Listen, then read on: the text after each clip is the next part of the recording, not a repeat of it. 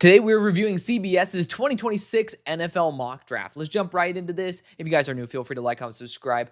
I have been on an absolute tirade, just absolutely losing my shit. If you guys have not been keeping up with the show, all the graphics that are like you're looking at right now got completely messed up with an update to my broadcasting system and software. So been redoing that. Also spent some time with my mom. So I appreciate you guys having the patience, showing the love. And if you guys are Seahawks fans, I just did a video with the Hawk blogger. Dude's an absolute G in terms of insight and information. So we broke down the entire draft class. Go check that out. Of course, if you see the board below my face, these are only the players that I have graded.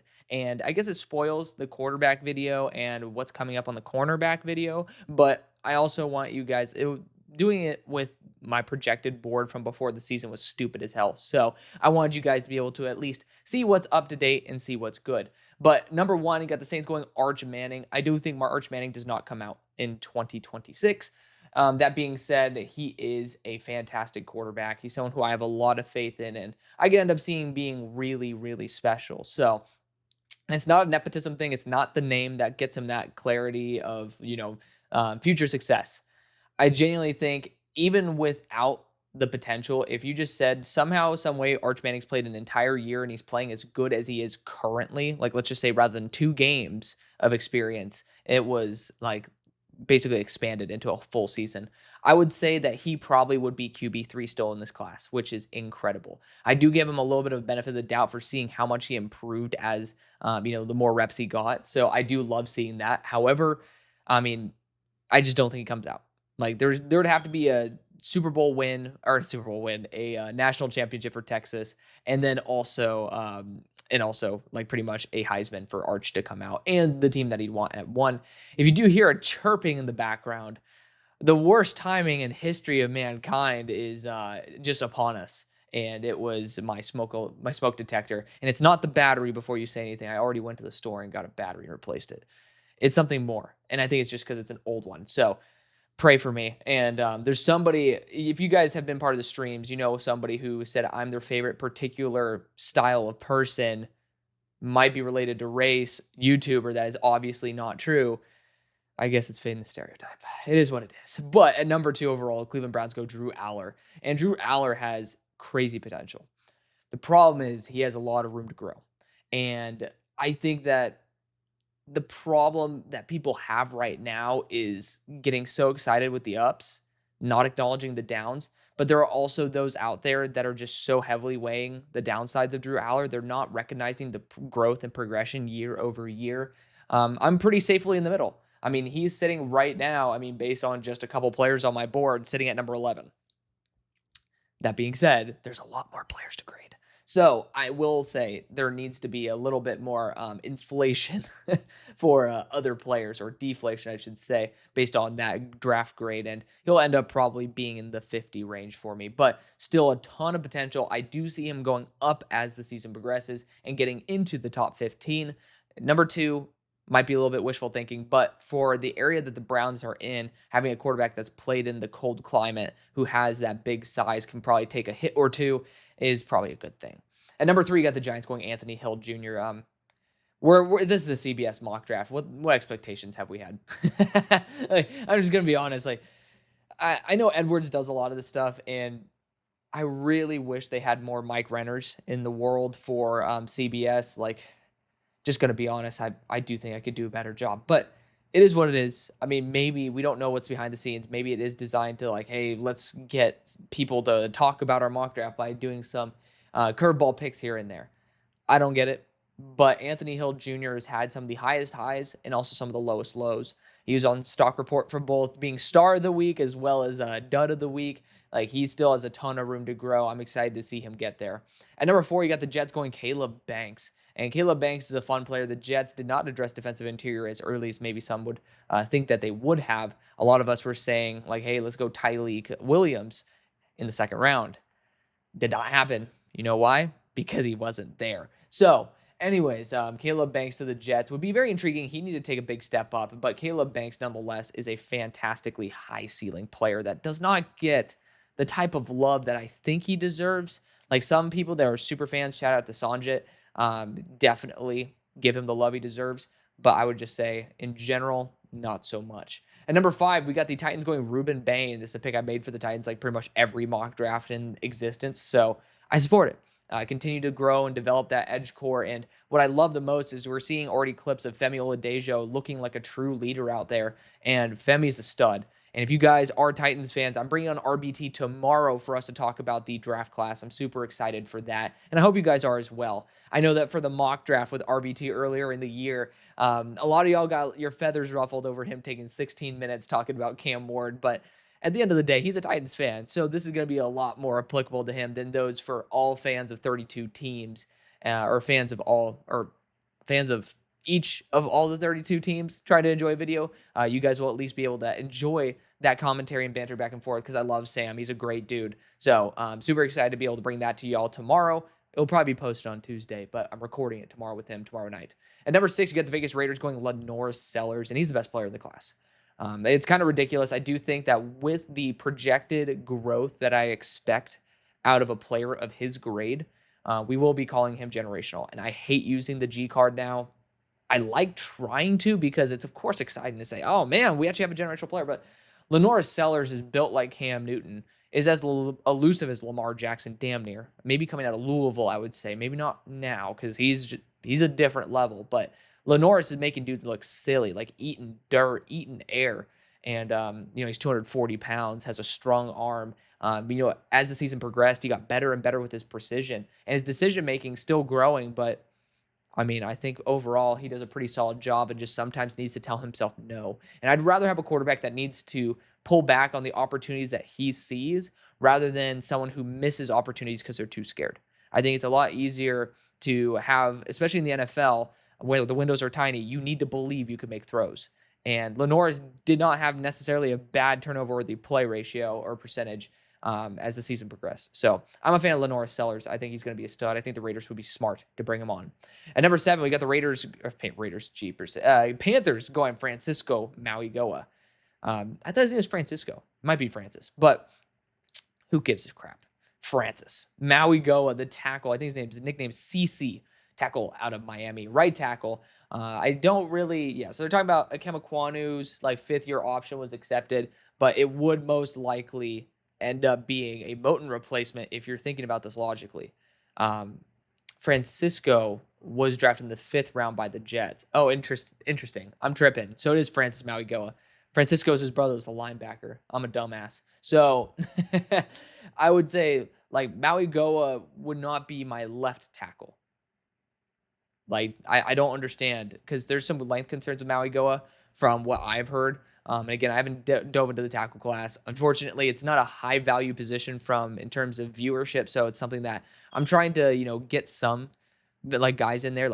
I almost called them JC Latham. That's funny.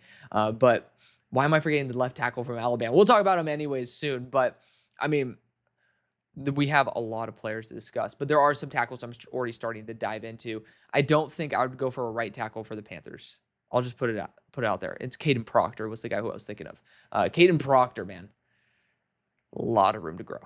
I'll just say that. Crazy room for growth, but a lot of room to grow.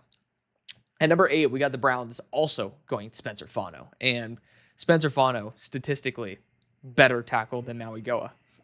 Way better. So I am excited to see if that's empirical on tape, not just, ACC edge rushers are technically better than what Fano faced over at Utah. I do see that, maybe percentage. That's why you can't go apples to apples in terms of pressure percentage, win percentage, etc. But Fano statistically looks like a beast. And the Browns, I don't know if I would be going for a right tackle. I'd be looking for that future at left, and I would pray to God that DeJuan Jones can just be the right tackle of the future. It's where he played at Ohio State. And I do worry that so much cross-training for DeJuan is going to essentially ruin his growth and development. You need a lot of experience at one position. I don't want him potentially switching between left and right tackle. So we'll see about that. But Spencer Fano, I could see him being in the top 10. Peter Woods for the Colts at 9. I was talking about the Colts potentially going even round 2 for defensive interior. Some people even hinted at round 1. Obviously didn't happen. But, Peter Woods, man, he's exciting. he is exciting. He's able to sit offensive linemen on their ass. I'm excited to be able to dig into the defensive interior tape for him. What I think I'm going to start doing, rather than like once I'm done with the cornerback deep dive, I'll end up actually just switching to make sure I have at least the top 50 guys studied, just so like I've already seen Peter Woods several times. It's just the all 22 watching only Peter Woods. You get to unlock new things of new tendencies, new quirks that allow you to understand if what you do see and what you do love is actually good, or if maybe it's just a little bit more of, people are watching a lot of guys at the same time and then they end up liking Peter Woods via that osmosis. And so far, I've really liked Peter Woods. At number 10, we got the Patriots going Caleb Downs. I thought that I was worried, I guess, this is a better way to phrase it, that Caleb Downs, like as much as I loved him before, was going to be a little bit overhyped. And even a couple plays into the Notre Dame game, it was like, he does look a little hesitant. And then if you start seeing, the closer he gets to the line of scrimmage, the more confident he gets, the more relaxed he gets, the more efficient he gets. And he is arguably the best safety I've studied. I mean, he's just pretty much locked down in nearly every category.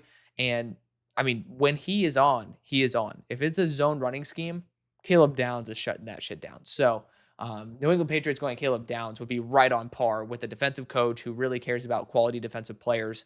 I'd fully support this. I mean, Caleb Downs, this is an official grade. It's not a projected grade for him at number 2. At number 11, we had Seattle Seahawks going TJ Parker, and another player right here with Peter Woods on a very good Clemson front. TJ Parker had some really solid high, like 8 to, I believe, 12 pressure games there for Clemson. And, when someone is that size and can generate that level of pressure, it usually translates pretty well. And I'm excited to see if TJ Parker is going to be that translatable. At number 12, via the Falcons, you get the Rams going Garrett Nussmeier. I do have Garrett Nussmeier pretty low in my quarterback rankings. In fact, I don't even think you can see him on the particular list that only has some cornerbacks as well as some quarterbacks. That should tell you something. I do think Garrett Nussmeier has the room to grow into a top 10 pick, even a potential number 1 pick. But I do think that people are not acknowledging how far that is in terms of consistency, in terms of processing. Like Garrett Nussmeier has the tools that we always talk about, but the NFL is no longer looking at players for pure development. And Garrett Nussmeier is a developmental quarterback. So I'll just put that out there. He does need to be a lot more consistent, but the high-level plays are ridiculous. I would trust him in LA with Sean McVay. At number 13, we got the Dolphins going Caden Proctor. This is a player who I studied. He is not included on this list. However, he would be like pretty much right around Carson Beck's level in terms of grade. Insane build, like 6'7", 370. It's something in that range. It is ludicrous how like athletic he is for that size. He surprisingly has a garbage anchor. Like he gets pushed back and he doesn't have the lower mechanics to be able to re-anchor. Like Josh Connerly got like blown up with his initial anchor, but he would end up sticking his cleats in the dirt and holding his ground after that and re-anchoring. Caden has a lot of room to grow. And I really like what he does, especially when it comes to double teams and all that stuff. Like in the run game, I think he's a lot more polished than as a pass protector. There's a lot to his game that needs to improve. And I am a little bit worried about it. He might be someone who will be a 2027 tackle. I'll just throw that out there. But for the Dolphins, if they're sitting at 13, most likely, if Patrick Paul is a super stud, it'll be hard to see them being at this spot. So I could see that being their route of fixing the problem. Number 14, you got the Cowboys going Carnell Tate. They already have GP, and I think this mock draft was made before the GP trade. However, even with GP, he's pretty much a 1-year rental based on what it looks like, and based on his personality, there might be some issues with that altogether, but we'll see if it comes to work out well. I hated the move for Pittsburgh, but when I started thinking about all the times I've hated the Pittsburgh Steelers getting rid of our wide receivers, it was always at the right time. So I will say I will eat some crow after seeing his tweet recently talking about the cheap organization. And, I have my own issues with how the Steelers have handled things, and everybody's going to run something differently than exactly how you want it, right? But we have a tendency, very similarly to being able to draft quality receivers in the second round, which has been like kind of our specialty. It's also been knowing when to sell, and it looks like we sold at a good time. But regardless, Carnell Tate has been dynamic whenever I watched him against the cornerbacks that I've studied. I'm excited to see him continue to grow and develop. I do think he's probably going to be a first-round pick. At number 15, the Cardinals go LT Overton. Another edge rusher seems a little bit unlikely for me for the Cardinals. However, with the quantity, to be fair, with the quantity of edge rushers that are on shorter term deals right now for the Cardinals, I could see them trying to invest in someone who's still growing, still developing LT Overton. And especially with Jahad Campbell, Quay Robinson kissing it to the NFL, I think that we could end up seeing a big role increase for LT Overton. At number 16, we got the Steelers going Nico Iamaleava. Nico was not a top 20 quarterback for me. There's just a lot to his processing, which unfortunately is what happens when you're at Tennessee. That is just super underdeveloped. Bad decisions here, bad decisions there, forcing passes. It's a mess. Really good arm, really good athlete, but the NFL requires you to be a smart quarterback. The Steelers had someone who had a solid arm and good mobility last year with Justin Fields, and it kind of worked out, but that was because Justin Fields was like 5 years into his NFL career as a processor and was a lot better than what he was before. So I will just say, I think Nico also will be a class of 2027. Chicago Bears go Charles Jaguza, guard from Notre Dame. Definitely a guard is very possible for the Bears. I don't know about first round, but I do think that, especially with Joe Thuney not being a super long-term guy, you could try to see some development. Again, not first round, but I love Notre Dame.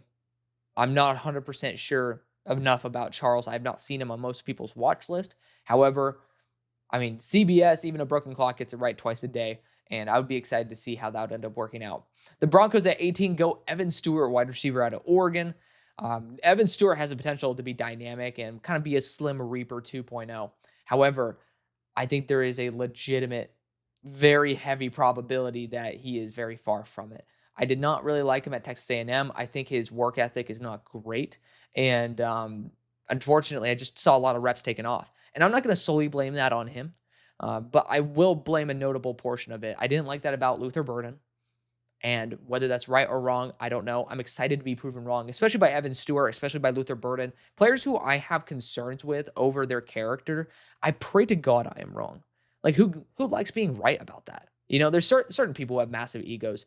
For me, I've been able to enjoy this journey enough with y'all to where I appreciate the ups as much as the downs. So if I learn that, this was for Evan Stewart, it was solely because Oregon wasn't giving him the opportunities.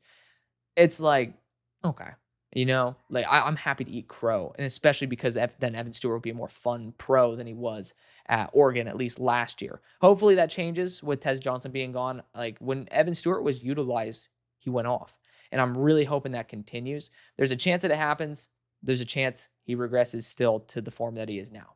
At number 19, we have the Buccaneers going R. Mason Thomas. This dude has really good numbers. Like, I'm excited to see, but he is an intriguing build. And for the Buccaneers, I can see them making it work. I mean, they're going up and down the ladder in terms of builds between Elijah Roberts, who I know is going to be a little more interior, but David Walker, Hassan Reddick. I don't really care too much about frame for Todd Bowles because I know he'll make it work. I will just say, though, not a prototypical build. I understand. R. Mason Thomas, though, very productive. Number 20, you got the Chargers going Jermod McCoy, corner out of Tennessee. Jermod's a fun player. I'm not going to talk too much crap about him. He is just very slow. I think he's 4.6s. If we're going to be talking shit about someone who I honestly thought should have went to the Chargers, who used to play under Harbaugh in Will Johnson, I will just say Jermod McCoy is noticeably slower.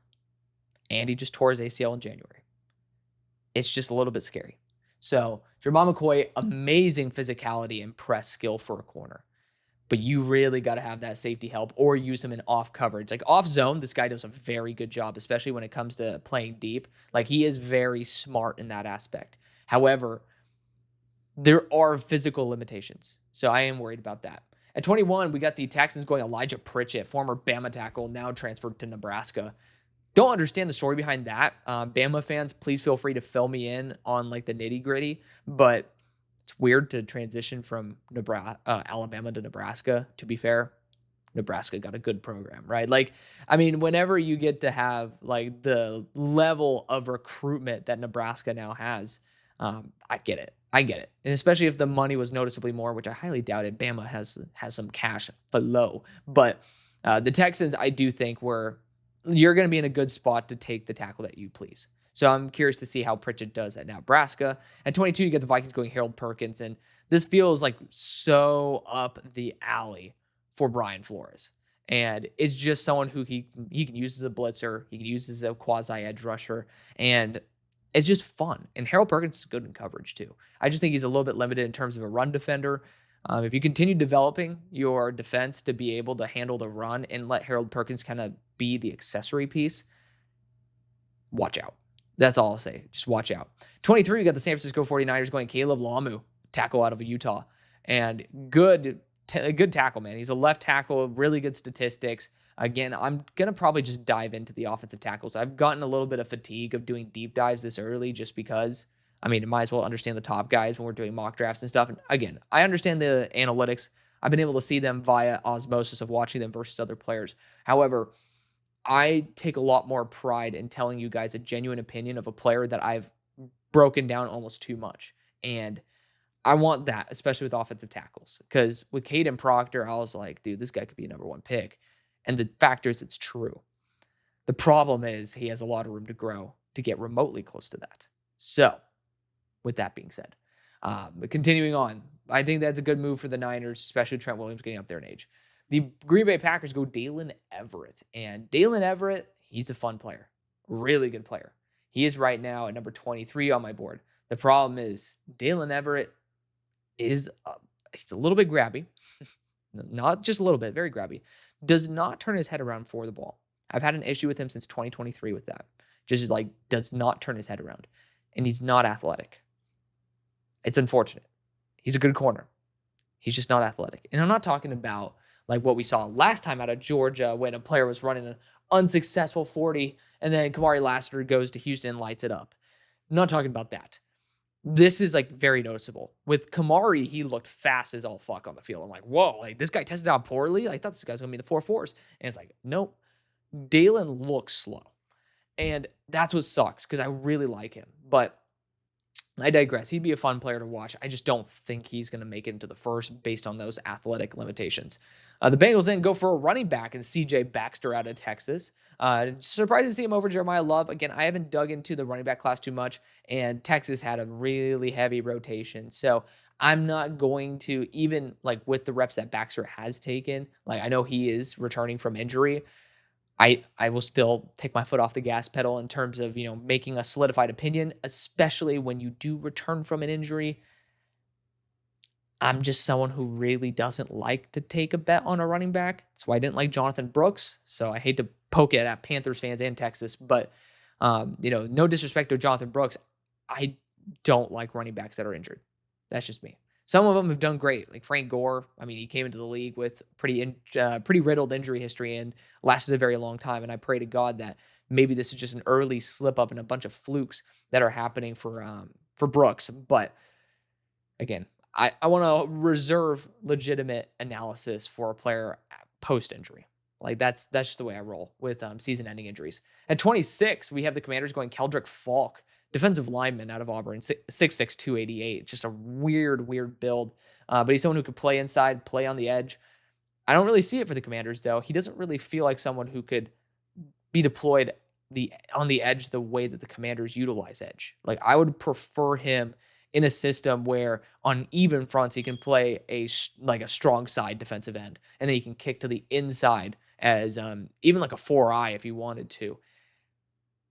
I'm just a little bit, he's a weird build. You need to have a legitimate vision. Granted, even though I don't love it for the Commanders, I do love the fit for Falk in terms of coaching.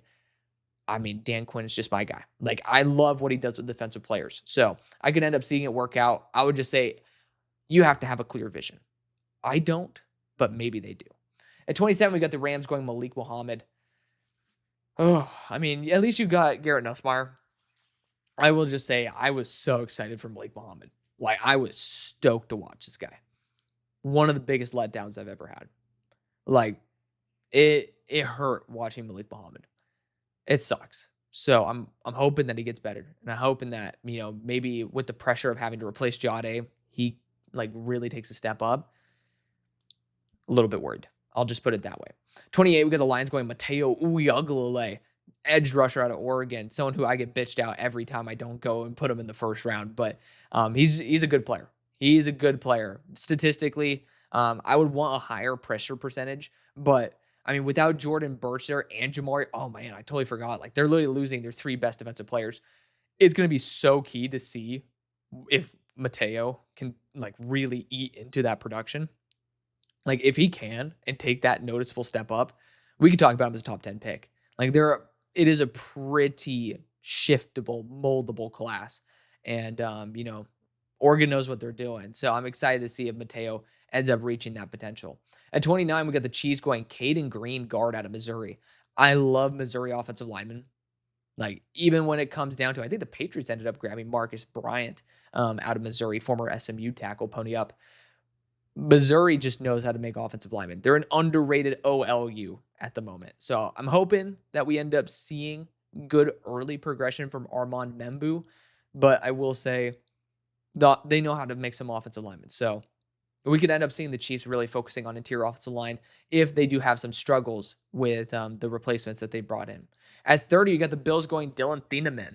Man, transitioning from from Purdue to Oregon is going to be a good step up in terms of the quality of players around him. And I mean, no disrespect to Purdue, but I think we all can agree Oregon is a spot that is a little bit higher prestige, and Oregon knows how to develop defensive backs. So the Bills could absolutely get a snipe shot here. I'm excited to see how the Bills continue to grow and develop that secondary. They put a lot of capital into it, and so hopefully it works out. But if you're still sitting here at number 30, I'm wondering why. And maybe it's because the Baltimore Ravens are just badass and they're sitting here at number 31 and go Christian Miller, the defensive interior out of Georgia. And if they're just that badass, good for the Bills. If they're just that badass, good for the Ravens. Not good for me as a Steelers fan, but that's okay. Christian Miller, though, I mean, the Georgia defensive line was weird last year in terms of so many players playing so many roles, not enough attention being able to be placed on developing consistency. And especially for developmental players, you got Warren Brinson, Ty Ingram Dawkins, Michael Williams, Jalen Walker, all gone to the NFL, all of them playing different roles and, in their own right. I mean, we're talking about Jalen Walker pretty much having a cornucopia of experience, but maybe not enough to truly show the development that he needed. I'm excited to see Christian Miller, with all those players gone, being able to be an alpha. And I'm hoping that he ends up being a first-round player, but TBD on that. I do think the Ravens, though, might not need to go after defensive interior. I really like Aeneas Peebles. I'm just going to be real. But I will say it's never a bad thing to ensure the trenches are good. At 32, the Eagles go Dennis Sutton, edge rusher out of Penn State. And Dennis Sutton is a prototypically built edge, and the Eagles have kind of ignored it. So I could see this being the way that they end up addressing having that larger, even front defensive end.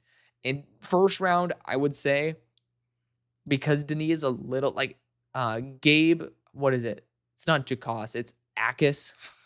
Thanks for correcting me on that. Gabe Akis is like 275. And I like the idea that you can kick him in on odd fronts to defensive interior, and then on even fronts, he can be that end. I think that'll be a little bit better. So I would leave it there. But that's going to be the video. Thank you so much for watching, and enjoy the content that's going to be coming up. It's super exciting. Love you. See you later. Peace.